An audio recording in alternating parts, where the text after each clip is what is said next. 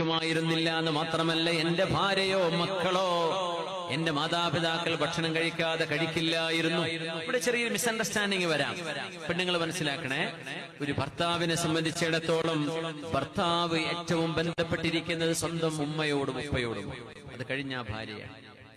ഒരു ഭാര്യയെ സംബന്ധിച്ചിടത്തോളം അവളുടെ വിവാഹം നടന്നു കഴിഞ്ഞാൽ പിന്നെ അള്ളാഹുവിനനുസരിച്ച് ജീവിക്കുന്ന ഒരു ഭർത്താവ് അള്ളാഹു പൊരുത്തമില്ലാത്ത കാര്യങ്ങൾ പറഞ്ഞാലൊഴികെ അവൾ അനുസരിക്കേണ്ട ആദ്യത്തെ അനുസരണ സ്വന്തം ഭർത്താവിനോടാണ്.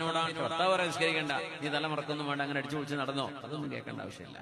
അള്ളാഹുവിന്റെ നിയമത്തിന് വിരുദ്ധമായത് പറഞ്ഞാൽ അത് കേൾക്കണ്ട. പക്ഷേ അല്ലാത്തതെല്ലാം ആദ്യം അനുസരിക്കേണ്ടത് ആദ്യത്തെ ഒരു ഭാര്യയുടെ കടപ്പാട് ഭർത്താവിനോടാണ്. അതാണ് ശരീഅത്ത് പറയാം. ഫെമിനിസ്റ്റുകൾ ഒച്ചപ്പാടുണ്ടാക്കിയിട്ടൊന്നും കാര്യമില്ല. ഉത്തരവാദിത്വങ്ങളും ചുമലിൽ കൊടുത്തിട്ട് അള്ളാഹു ഇത് പറഞ്ഞത് വലിയ ഉത്തരവാദിത്തമാണ്, വലിയ ഉത്തരവാദിത്തമാണ്. സംരക്ഷണം പുരുഷന്റെ തോളിലാണ് കിടക്കുന്നത്. പെണ്ണിനെ സംബന്ധിച്ചിടത്തോളം ഭർത്താവിനാരാ? അപ്പൊ എനിക്ക് എന്റെ ഭർത്താവ് എന്നല്ലേ ആദ്യം നോക്കണ്ടേ, പിന്നല്ലേ മൂപ്പരുടെ ഉമ്മയെ നോക്കാവൂ? അല്ല, ഭർത്താവിനെ സംബന്ധിച്ചിടത്തോളം ഉമ്മുക നിന്റെ ഉമ്മയാണ്, ഉമ്മ അബൂക്ക് പിന്നെ നിന്റെ ഉപ്പയാണ്. അവരുടെ സംരക്ഷണം ഉറപ്പുവരുത്തിയതിന് ശേഷമാണ് ഇപ്പുറത്തേക്ക് ബാധ്യത. ഒരു പെണ്ണിനാണെങ്കിലോ ആദ്യത്തെ കടപ്പാട് ഭർത്താവിനോട്, ഓളെ സ്വന്തം ഉപ്പാനോടും ഉമ്മാനോടും പോലുമല്ല.